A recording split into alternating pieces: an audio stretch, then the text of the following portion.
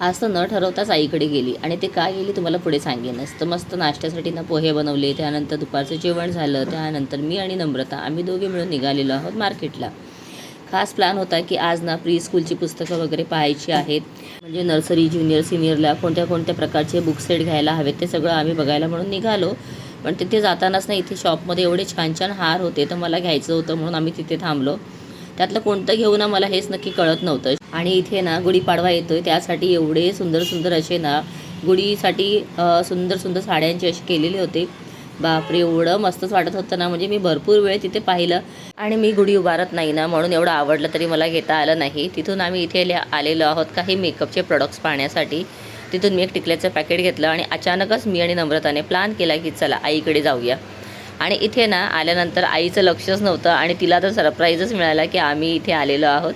तर चला आईला इथे भेटली, जरा वेळ थांबली आईकडे आणि त्याच्यानंतर ना लगेच मी घरी गेली आणि सारिकाला सांगितलं सगळ्यात आधी तू माझा हेअरकट करायला घे, कारण मी मुद्दाम हेअरकट करण्यासाठीच इथे आलेली. आणि केस ना लांब तर झालेले आहेत, पण खालून ना खूपच शेंडा असा वाढलेला आणि त्यामुळे ना एक केस वेगळेच वाटायचे.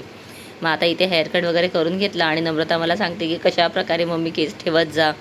पण कितीही काय कट केलं ना तरीसुद्धा ते बांधायची सवय असली ना ते केस काही मग आपल्याला मोकळे सोडायला जमत नाही. येता येता इथे ना तेजूसाठी एक मस्त हेअरबँड घेतलेला आहे. पण तेजू बघा, आता आई वडिलांची आज्ञाधारी मुलगी विचारल्याशिवाय काय घेत नव्हती.